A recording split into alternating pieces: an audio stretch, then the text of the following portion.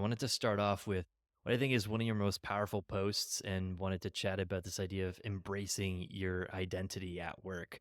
The powerful post that I'm referring to last year, you wrote about being an openly gay female founder.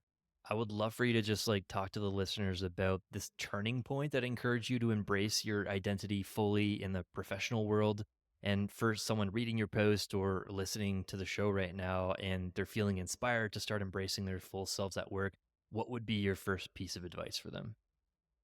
Yeah, that's a great question. And I think that for all of us, it's a bit of a journey.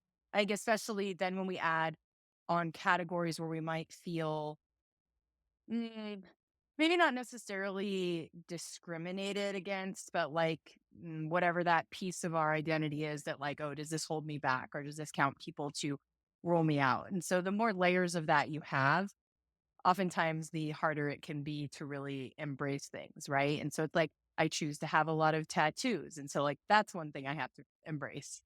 We've come a long way in the United States for women, but women still don't get, the same opportunities, the same pay, all of those things as their male counterparts do. So there's that. And then being part of the LGBTQIA plus community, there's that, right? And then there's just the fact that um, I've never really felt like I fit into any one box. And while that can sound really cool and sexy and fun, like, oh, you don't like, you can kind of fit in a lot of different places, which I think is true, but it also can leave you feeling like, but I don't totally sit in any of one of those places either, right? So uh in one way you can feel like you're a part of a lot of things, but you can also feel like you're a part of nothing a little bit as well when you're like, well, I'm not a totally like so into just being a B2B business person. And so like I'm kind of in that box, not in it completely. And then I'm over here and I don't really know where I sit. And so I think that number one, it depends on like how you see yourself in the world and what you think you have to fight for acceptance of.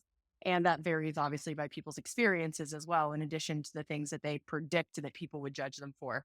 So I think it starts with like, what's the most comfortable thing? Because once you start testing the water, I think what you find, and we all find this, is that more people are like us than we ever thought were, right? Like more people have tattoos. Like right now, you can't see my tattoo. Well, you can see the one on my wrist, right? But if I don't lift my hand up, you would never guess that, right? So we start to realize, oh, there are more people that do that. Like you mentioned in one of my roles, that I'm the treasurer of the board for New Mexico Psychedelic Science Society. I did a post last year about that and about the impact that improving my mental health through psychedelic treatment has had for me. And then I had a number of people reach out to me, and either people who themselves were experimenting with that and didn't feel like they could talk to anybody about it, or people who were curious and didn't feel like they could talk to anybody about it. And so I think that as we put ourselves out there and we get a positive response, then it's like, okay, well, let me put this next thing out there. And then you start to realize that, you know what?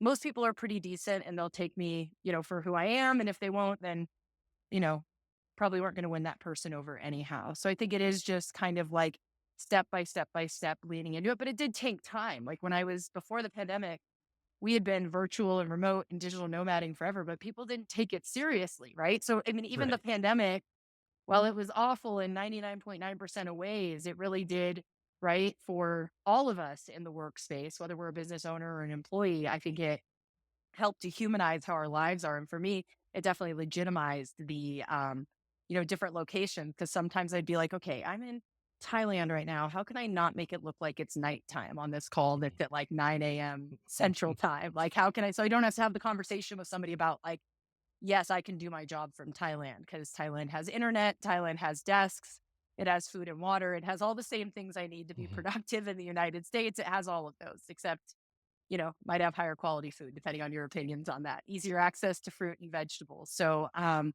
yeah, so like that part of it. And then also same thing with the appearance. What's interesting is um up until the pandemic, nobody ever really needed to be on Zoom. And so I was largely like just my little avatar of a photo, right? And so I never had my camera on. I had blue hair half the time and undercut. And like, then suddenly during the pandemic, we were like, oh, will you come on camera? And I'm like, ooh, like I haven't looked at a mirror today. I don't think I'm going to come on camera right now. But then like the pressure kept coming on. And so that was even a thing of like, oh, well, my physical appearance for so long has had nothing to do with my work. No one sees me.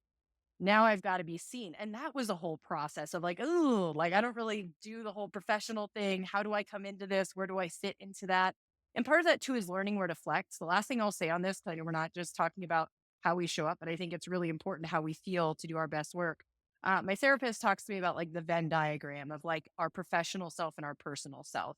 And I Mm, think keeping that in mind of like, there has to be a part of it that overlaps. Otherwise, we wouldn't be good people, right? Either we'd never advocate for ourselves in business because we're just being our nice personal self, or we'd be soulless people in business and forget our personal self and just be like, well, business is business, money is money, and I'm going to do whatever the heck I want without thinking about anything ethical or moral in the process. And so I think when we start to acknowledge there has to be a Venn diagram and that, like for me, when I show up to a big account in a new meeting, I'm going to dress nicer than I want to because that benefits everything to do that. And it doesn't mean I'm selling out on who I am.